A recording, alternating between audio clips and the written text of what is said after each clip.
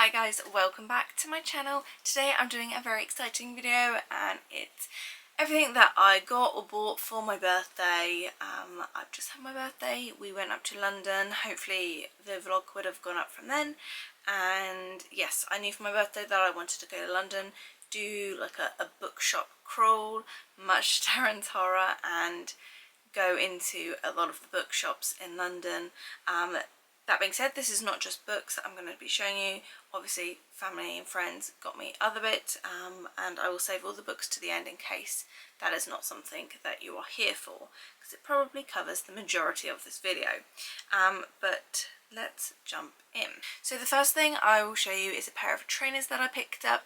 Me and Darren actually went to the outlets a few weeks ago, and I picked up these. We actually went in there for Darren and then I stumbled across these, but these are the Light Racer 3.0s. It's all of the credentials, and I think these ended up being about £30, so not too bad. And this is what they look like, and they're coming up pretty true to colour. So they're very dusty light lilac, and as you can see there, they've got a metallic stripe, and then they're metallic on the back as well. So yeah, really cute. They're really lightweight. They felt really comfortable in store, and yeah, a nice new trainer for, I don't know how much wear I'll get out of them for the rest of the year, because obviously we are in August now and it is raining a lot. But hopefully on some still drier days. I don't really wear trainers in the summer though, to be fair. I'm in sandals like from June up until the start of September, so on the dry days I'll be wearing these. Another thing I want to share, I actually picked this up on Vinted, and if you would see the London vlogs, I intended to get this embroidered at Uniqlo. So I picked this up on Vinted. I think I ended up paying about £6 plus postage, and it's one of their corduroy bags. This is actually a discontinued colour, I believe. It's like their mint colour. So it is like a very light pale green, and I wanted to get some little flowers embroidered on it, but when we went at about 2 o'clock they said they were fully booked for the day. So lesson learnt there, got to get there early, so it's not wasted because obviously I'll still use the bag, and when we go at some point probably later in the year I will try and get this embroidered. But it's kind of sad that, because this is such like a spring summer colour, but yeah, I'll wear it regardless. So I got a few sort of Bath and Body products, and actually Bath and Body Works products. So I got these 3 little hand sanitizers. I think my mum picked these up. So we've got Eucalyptus Rain, Fresh Cut Lilacs, and In the Stars. These are like our go-to hand sanitizers. They have been for years. We used to pick them up a lot when we went over to Florida.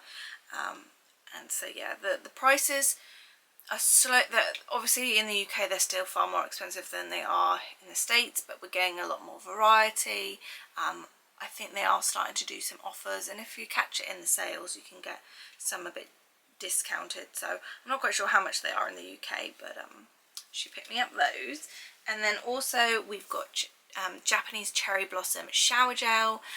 This is an OG scent, and yeah, this was really quite nostalgic when I smelled it, because I remember being a teenager and smelling this in stores when we were on holiday, so that would be nice to use up. And my aunt got us this. This I believe is from Next. Oh no, it's actually from Tesco. This is a home floral room spray in honeysuckle. That's what it looks like. And I don't think I've ever smelled honeysuckle, so I'm not quite sure how realistic it is to the flower. Fresh, floral, uplifting, really nice room spray, funnily enough. So yeah, that would be nice to spray, because we do have dogs, and I don't think our house smells like dogs, but you never know, so that would be nice to spray around. Keeping with sort of toiletries and bath themed, Darren picked me up this, which I was really quite surprised and excited for. There's a couple of things that I knew I was getting, like obviously we were going up to London to buy books, so that was going to be a big part of my present. And then also one other thing that I'm going to show you I bought myself, and was like, just wrap it up and you can give it to me. So this was a complete shock, and it is a little wash bag. It's actually quite a good size. We're often going to and from our home and my parents, especially through the summer, and yeah, just going on other little trips. I mean, you didn't have to use this wash bag, you could use it to store other bits and pieces, but it is a Murder, She Wrote wash bag, so I thought that was really, really fun. And I've got this print in like a little zip bag that I keep like my journal and my reading journal in, so I'm familiar with like the look of it, and you can get this on Amazon, he said. So yeah, you've got like her bike and typewriter, her coat, you've got a little picture of her, it says what would JB Fletcher do, and yeah, just like loads of things synonymous with the show, and it's just a really nice big nice wipeable toiletry bag, so I was very pleased with that. And then that probably links on nicely with the other thing that he got, which is this tote bag, and it says in my JB Fletcher era. So if you don't know, I'm a big Murder, She Wrote fan of the show and of the books, which you'll see, and yeah, JB Fletcher is the main character. Jessica Fletcher, played none other by the lovely Angela Lansbury. And so yeah, he got me this tote bag and I took it with me, so it is all full. But yeah, there were really cute surprises that he picked up. Cheeky little Haribo and some Maltesers and chocolates. That's always nice, isn't it? Then this is the kind of my main present from Darren. This is by a brand called Bitty. I'm assuming that's how you pronounce it. This is what their little card looks like.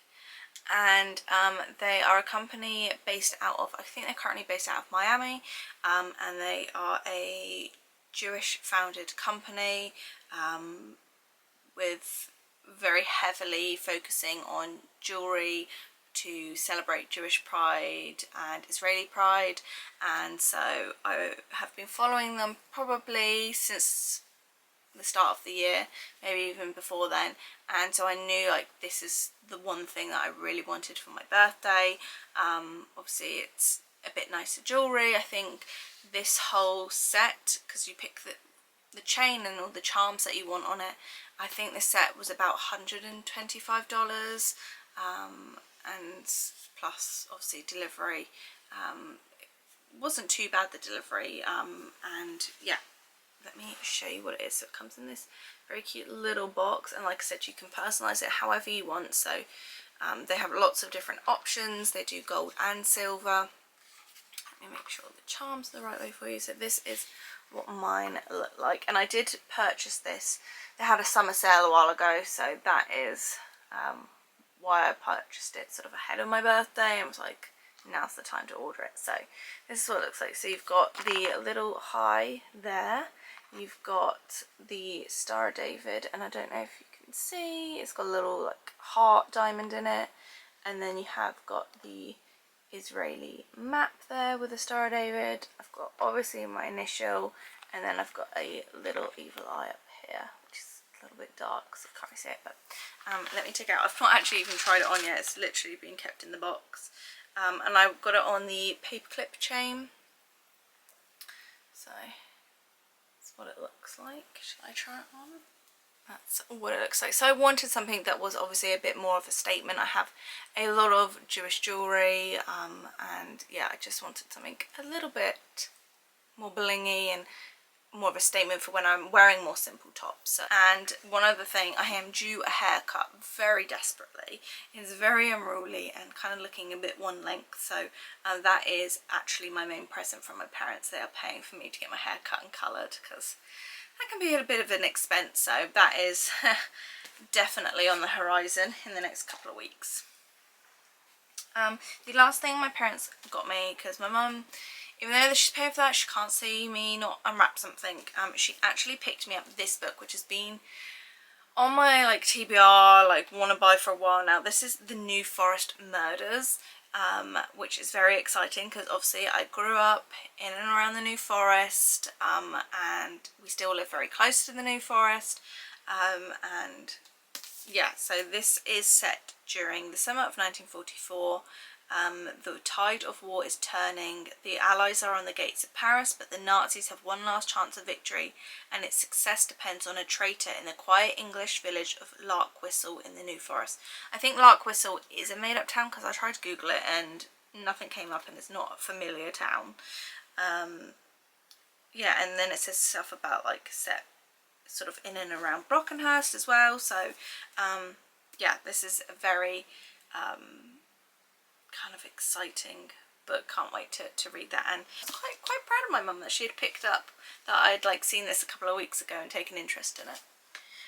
So when we were in London, obviously we picked up a lot of foodie bits, of which some we've already consumed. One thing I haven't consumed, I showed, I think, the name of the place in the vlog. If not, I will pop up an annotation. But I picked up these. It was kind of like an Asian supermarket, and we went in there mainly for the Oreo pancakes. If you remember the infamous TikTok famous mango and Oreo pancakes. Well, we tried those. We tried the Oreo ones. They were very nice. I don't think I would buy them again. They were quite sickly. But I also picked up these, which I believe are peach tea Oreos. And these were only like, I think £2 or £3, so a really good price. So we will be trying those at some point, because I love anything peach flavoured. So these are either going to go and be really nice or a bit weird.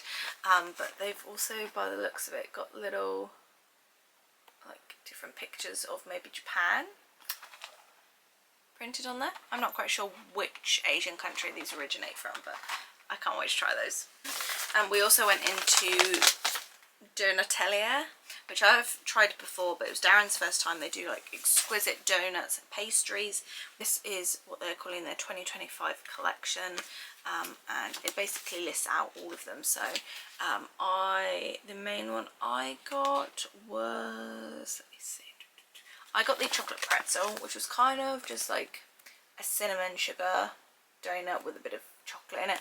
We did get them kind of like about 2 o'clock in the afternoon, and then so like 1, 2 o'clock. So then by the time we got them home, it wasn't a particularly hot day, but they had sort of sweated a bit, so they weren't peak condition, but they were still very nice. Darren got the pistachio raspberry sort of pastry, if you can see that. I've had the vanilla cookie cream before, which was very nice. So they also just have like some croissants and things, but it's really like a very decadent treat to have, and we were like, fuck it, it's my birthday, so that's why we got those. Went to a place called Daunt Books, which I've seen kind of all over. They've got very beautiful architecture in there.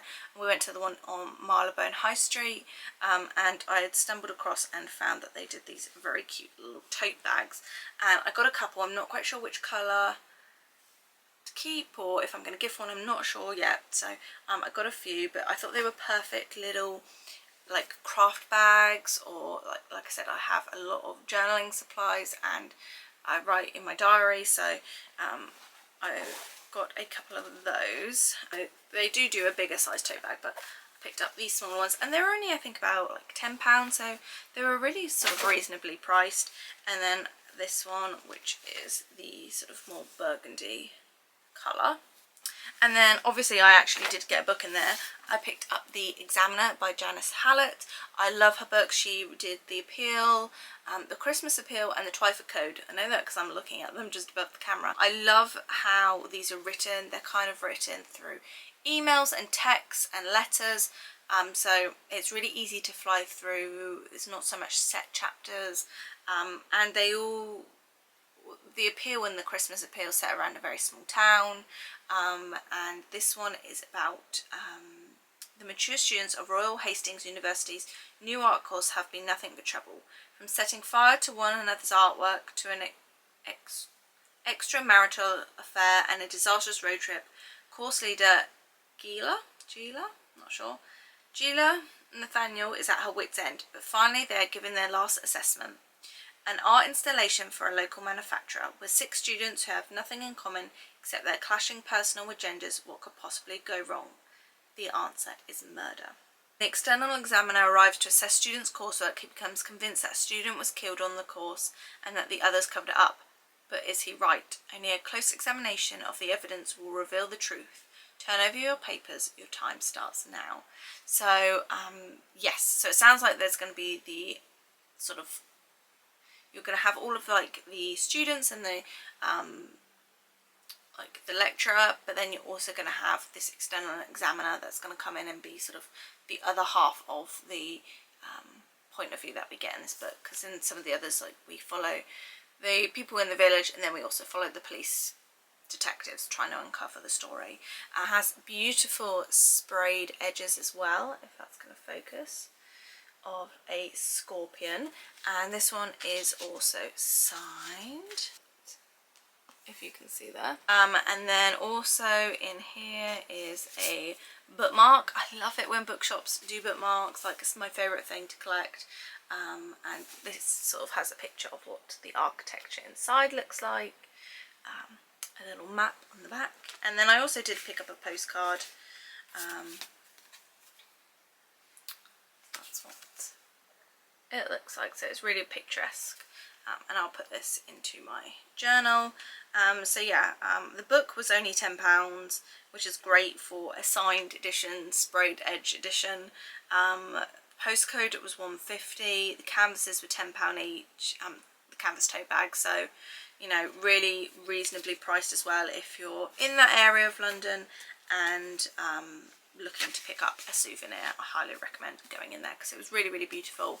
They had kids books as well. They are mainly known for sort of their travel books, like all their travel books are set out in the main area, upstairs and downstairs for countries, but they do have fiction as well, and children's section in there. So I picked that up. That was my first book I picked up of the day. Let's get on to the main event, the books I picked up in Waterstones. So I didn't give myself a spending cap. I didn't really restrict myself on the books that I picked. And I did get a couple of vouchers for my birthday, and I'd saved up my Waterstones points, so I had £10 there. So this lot actually only cost me £25, which was really good. I think the original price was like 60. Let me have a look. Yes, so it originally came to £63, and then I pretty much had about 38 pounds worth of vouchers. So the main reason we go up to Waterstones Piccadilly is because they have an amazing, well, firstly, it's the biggest bookshop in Europe. Obviously it's the biggest Waterstones in the UK, and they have it's like set over 5 floors, so there's something going to be there for everyone. They have a massive section of whatever it is really you're interested in. For me, obviously it is thriller and crime, but I saw that they had a massive romance fiction section, like just specifically for that. You know, there's a really large YA and children's section. Like, it is just phenomenal. And so of course crime and thriller is my thing, and specifically I love cozy crime as well. So not so much your detectives and like the more gruesome, but more so the cozy crime, and a lot of those are usually American imported as well. So I'll start with the one that's probably not cozy crime, and it's this one. And I also have really been enjoying over the last couple of years reading translated fiction. More specifically, usually sort of Asian, some of it Japanese, some of it sort of Korean. And this one I picked up, I hadn't seen it before. This is Hakuda Photo Studio. This is who it is by. And it was very, very cute. And it says, when will I get to be the main character in my own life? The thought hung over Jebby on her train ride home every evening, until one day she chanced upon a billboard featuring beautiful Jeju Island. Jebby made up her mind in that moment she would spend the summer there. So it says, burnt out by life in Seoul. Seoul? I think it's Seoul. Jebby has come to Jeju Island for a much needed summer holiday, but on the last day of her trip she loses everything. Phone, credit cards, plane ticket. Looking for help, she stumbles across a tiny photography studio. There and then she makes a choice that will change her life forever. So I just thought that was really cute. You know, I used to be big into photography. That is what I studied through college, and it just sounded really cute, and the picture was very nice and picturesque. So I did pick that one up as kind of my first book. That was sort of first and foremost on my mind. And then I picked this one up, and I've not really read too much into it, but I knew I wanted to get it to capture the trip, which I tend to do a lot. I love capturing books, and especially what I like to do is take photos of the books while I'm in the bookshop, so I can like look back and be like, yeah, there and then that's the books that I picked up on that trip. And this is Agatha Christie's Capital Christie. So I love these HarperCollins hardback editions. I've started to obviously collect them. I've got maybe about 6 or 7 now, and this I believe is sort of a collection of her favourite London-based stories. So it says, from the Old Bailey to the British Museum, from Downing Street to Whitehaven Mansions, Agatha Christie has a passion for London, both as her home for many years and for the sheer abundance of thrilling and ingenious stories it conjured up in her mind. Capital Christie celebrates the author's favourite city, with a dozen hand-picked stories of mystery and villainy, featuring Christie's faithfuls Poirot, Marple, Tommy and Tuppence, Harley Quinn, Parker Pyne and Aradine Oliver, plus Traitor Hands, the original story from 1925 that became the theatrical sensation witness for the prosecution. So I still don't know too much whether this is full stories or just little snippets. I'm not sure. I will have to have a little bit more of a look into it, but I just thought that was such a cute cover. We did get a glimpse of Big Ben, and yeah, I just love this cover. So, and I think this is one of the newer books that they brought out. And then we have 5 little cozy murder mystery books. So some of these I've read the authors of before. Well, actually all of these yeah, all but one I think I've read the authors before, and these are really good because they're also usually cheaper. So like some of these are about like £6–7 because they are kind of like small mass market paperbacks, so that was good. So the first one I have is A Perfect Bind by Dorothy St. James. I have read the first book by her. Her first book was The Broken Spine, I believe, and it was about this young woman who worked in a library, and the local counsellor was trying to turn it into sort of a digital library and get rid of all the books, and she obviously wanted to save the books, and so she sort of created this underground book library that she helped to keep running through the town. So I read that, really quite enjoyed it.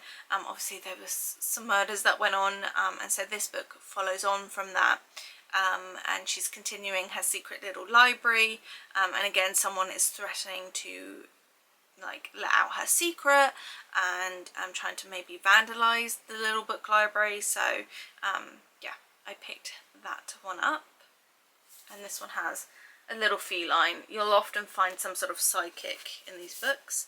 And then this is the one that I've not read before. I kept seeing it in store, but like not this, the first in the series, and I think, well, kind of need to start with that.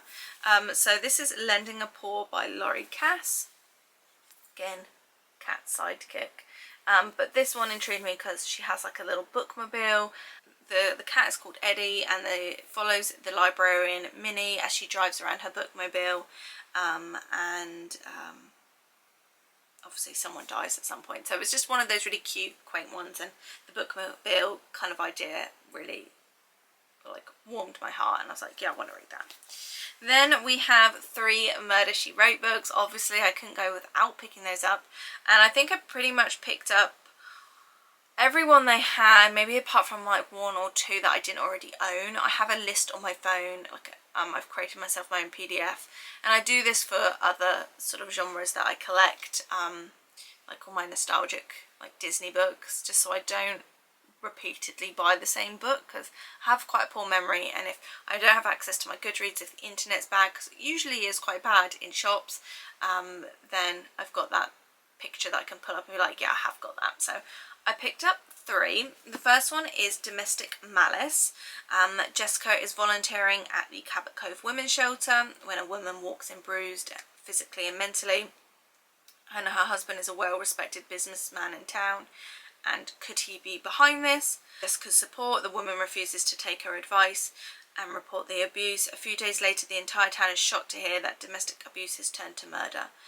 So obviously maybe this woman dies, and Jessica is obviously trying to get to the bottom of it. I love the one set in Cabot Cove. I love the show set in Cabot Cove, so I definitely wanted to grab that one. We've then got Hook, Line and Murder. Jessica enters a fly fishing competition at a nearby lake. Joining her is the sheriff's wife, Maureen Metzger, who surprises Jess with her enthusiasm for the sport. The guide, however, is surprised to both. Brian Kinney is an ex-con, jailed as an accomplice to convicted killer Daryl Jepson. Brian was later exonerated, but not before spending 7 years behind bars. He seems like a decent enough fellow, just someone trying to rebuild his life as a family man and fishing guide. Yet when Jepson breaks out of prison, vowing revenge, and the lawyer for both men is found murdered, Cabot Cove becomes the focus of the nation as local, state and federal authorities descend on Jessica's hometown. So that's that one. And then the final one I picked up was a palette for murder. This looks like one of the slightly older ones, just based on the front cover. You can kind of see how they changed it over the years. It's probably 90s. Yeah, first printing 96. This has literally just had maybe close to its 29th birthday, just like me. So this one says, Jessica Fletcher has come to the elegant Hamptons on Long Island's Gold Coast for a sinfully sweet spell in the sun and chance to indulge her secret burning passion, painting. In this place where the arts flower and artists flock, she finds a sketching class where she can try to make her dreams of a Da Vinci hood come true. But Jessica has only one brief time behind an easel before she finds herself under the gun to solve a mystery as tantalising as its victim. A lovely young model lies like a corpse on a studio floor, and Jessica needs no painter's eye to realise that her look of death is no pose.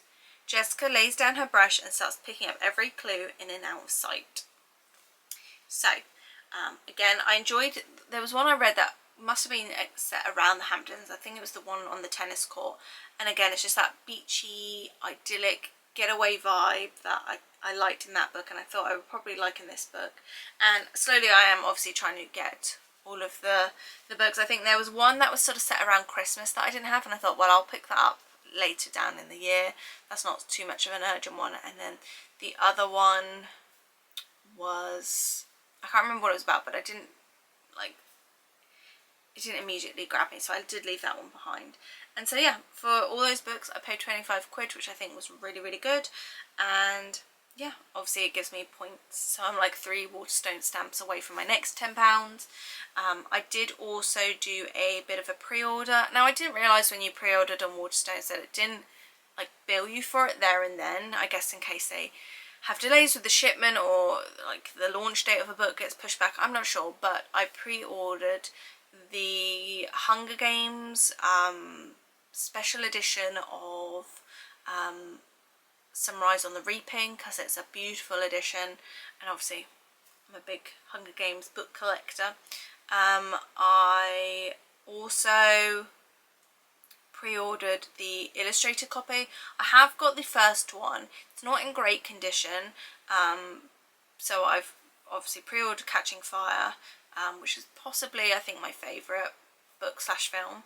And then I also pre-ordered the Twilight 20th anniversary, the sort of pink floral designed hardback edition. I pre-ordered that. I have slowly been increasing my size of Hunger Games and Twilight books by like wanting to get like the film editions, so I have got those now. I think I'm one away from completing that little set. Yeah, I've got them sat sort of behind my camera so I can see them, but I'm like expanding. I don't want to get every edition of the books, like that's not necessary, but yeah, the ones that are kind of like special or look nice on the shelf that I kind of want to pick up. So yeah, that is my birthday haul. I hope you enjoyed seeing this vlog, and so that is my birthday haul. I hope you enjoyed this video, seeing what I picked up, what I was very fortunate enough to be gifted. And yeah, if you haven't seen the London vlog, make sure you head over there.